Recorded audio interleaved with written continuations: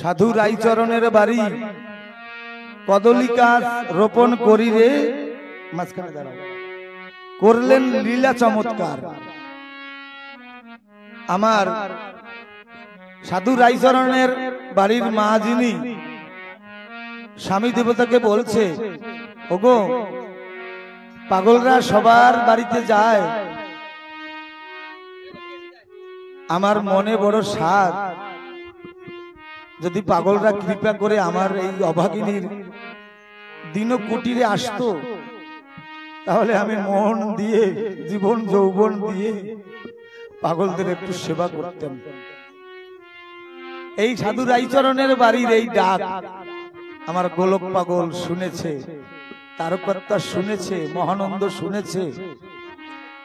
শুনে একে অপরকে ছুটে গিয়ে বলছে, চলো আমরা গঙ্গা চরণায় যাব সাধু রাইচরণের বাড়িতে।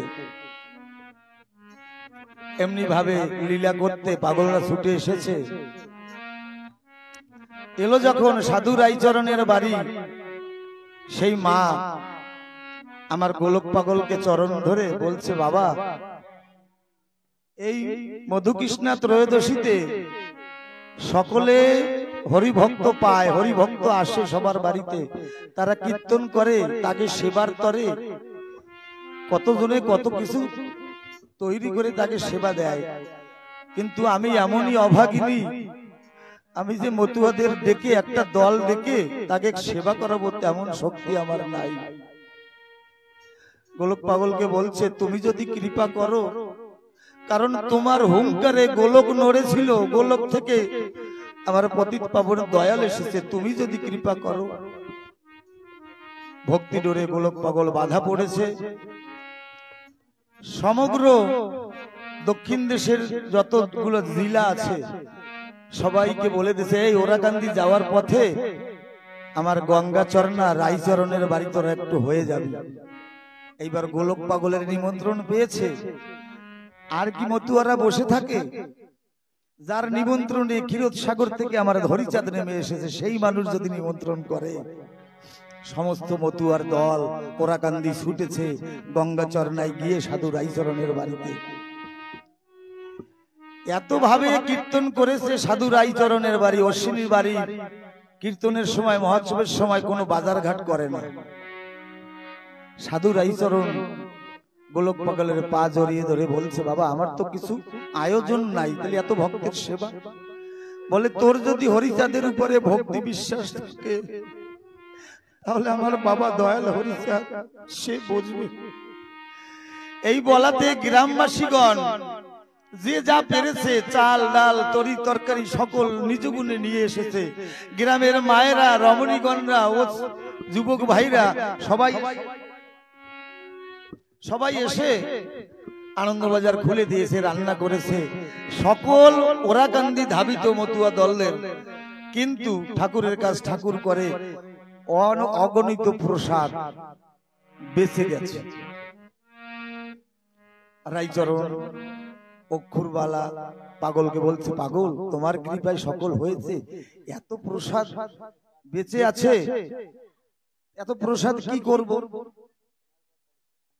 গোলক পাগল বলছে, একটা চৌবাচ্চা কর, গর্ত কর, গর্ত করে এই বারান্দায় কথা বলিস না, চৌবাচ্চা করে ওর মধ্যে ওই প্রসাদ রেখে দে, আর উপর থেকে তক্তা রেখে কিছু মৃত্তিকা ঢেলে দিয়ে ওর উপরে একটা কলা ড্যাম লাগিয়ে দে। যেমন কথা তেমনি কাজ, তাই করেছে। যে প্রসাদ বেঁচে ছিল সেই প্রসাদ ওখানে রেখে মাটি তক্তা দিয়ে মাটি দিয়ে কলা গাছ রোপণ করে দিয়েছে। ঠিক পর বৎসর এই মধুকৃষ্ণা ত্রয়োদশীতে সকল ভক্তগণের মনে আছে, এই সকলে গঙ্গা চরণা হয়ে যেতে হবে। অসংখ্য দল ছুটেছে, কারণ গত বছরের সেই প্রেমের বন্যা একে অপরের কাছে কেমন যেন সারা বছর উতাল পাতাল খাচ্ছে। সব জায়গায় কীর্তন সমান ভাবে হয় না, কালকে যেমন কীর্তন হয়েছিল মধুমাখা কীর্তন, অসংখ্য ভক্তের সমাগম হয়েছে। গঙ্গাচরণা আজ হরি নামে মাতোয়ারা হয়ে গেছে, প্লাবন হয়ে গেছে। দল যখন ঢুকছে বাথানে মাঠে ঘাটে গরু বাছুর তারা লম্বা লেজ উঁচু করে লম্বা হচ্ছে, ওই মতুয়া দলের পিছনে পিছনে হাম্বা হাম্বা, ওরা তো হোলি বলতে পারে না, হাম্বা হাম্বা করে হরি নামের পিছনে পিছনে ছুটছে। পাগলরা দেখিয়ে বলছে, দেখ ওরে বনের ঘরের পশু, বনের পশু তারা শব্দ উচ্চারণ করতে পারে না, তবু চোখের জলে ভাসছে। আমরা মানুষ হয়ে মনের মতো হরি নাম করলাম না। কর নামামৃত পান, নামামৃত পান করলে সকল তৃষ্ণা দূরীভূত হয়। এইভাবে দল ঢুকছে, অসংখ্য ভক্তের সমাগম। এখন যে প্রসাদ রান্না করেছিল তা অর্ধেক পথে গিয়ে প্রসাদ শেষ হয়ে গেছে। এখন অসংখ্য ভক্ত অভুক্ত রয়েছে। আমার সাধু রাইচরণ, গোলক পাগলের আনুষঙ্গিক ভক্ত যারা, অক্ষুর বালা আরো কারা কারা আছে আমার অশ্বিনী গানের পদে কই না, তারা গিয়ে পাগলের পা জড়িয়ে ধরেছে, বলে বাবা এই বছর এত ভক্ত সমাগম হয়েছে, প্রসাদের এত জোগাড় করতে পারিনি, এখন কি করব? যদি প্রসাদ না খেয়ে অভুক্ত হয় হরিভক্তরা যায়, আমি ঠাকুরের কাছে কি জবাব দেব যে আমার ভক্ত আজকে তোর বাড়িতে গিয়েছিল তারা অভুক্ত? আমরা তাই সবসময় মনকে ছোট ছোট ভাবি। এই ভক্তগণ এসেছে কৃপা করে, তাদের কিভাবে সেবা করতে হয়, কিভাবে যত্ন করতে হয় তা পারি না। অনেক যত্নে ত্রুটি হয়, অনেক ভুল হয় ব্যবহারে, তাই ক্ষমা করবেন আপনারা। গোলক পাগল ডাক দিয়ে বলছে, রাইচরণ রে, অতিথি পাবন হরিচাঁদের উপরে তোর যদি বিশ্বাস ভক্তি থাকে, মনপ্রাণ খুলে বাবা হরিচাঁদ বলে দুবাহু তুলে একবার ডাক দে। আমার বাবা যদি অতিথি পাবন হরিচাঁদ হয়, তাহলে তোর এই ভক্তের অভুক্ত ভক্তকে প্রসাদ সেবা করাবে।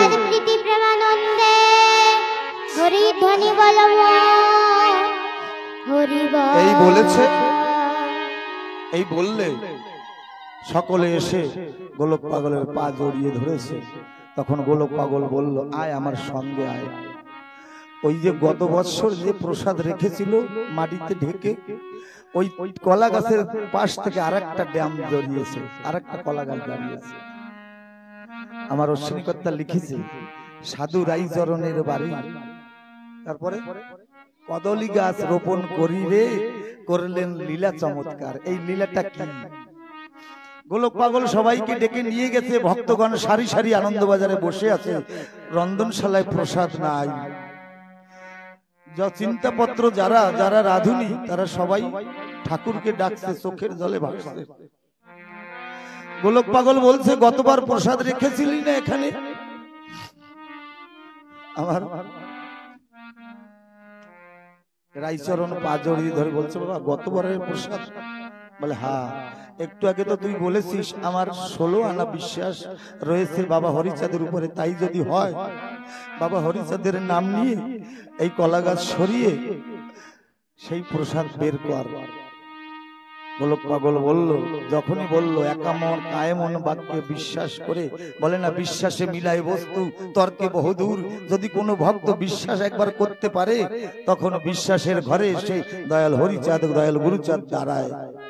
যখন এমনি বিশ্বাসের কায়মন বেদিতে আসন পেতেছে, ঠাকুর এসে দাঁড়িয়েছে, সকল ভক্তরা যখন ওই মাটি উঠিয়েছে, তখন সবাই দর্শন করছে, অনুভব করছে, মনে হচ্ছে যেন এই কেবলই রন্ধন করে প্রসাদ ঢেলে রেখেছে, তার থেকে গরম গরম বাষ্প উঠছে। সকলে জয়ধ্বনি হরিধ্বনি দিয়ে সকলে ওই প্রসাদ নিয়ে ভক্তকে, যারা বসে আছে তারা ভক্তকে পরিবেশন করছে। সবাই আমার পাগলের পা জড়িয়ে ধরেছে, পাগল তুমি এও পারো। তাই কোন ভক্তের উপরে যদি পাগলের একবার কৃপা হয়, সে তারাও পাগল হয়ে যায়। গোলক পাগলকে জিজ্ঞাসা করলো, এই কলা গাছ কি করব?